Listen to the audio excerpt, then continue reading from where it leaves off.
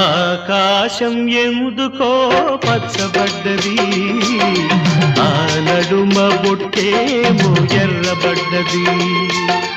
ఆకాశం ఎందుకో పచ్చబడ్డది, ఆ నడుమ బొట్టేమో ఎర్రబడ్డది.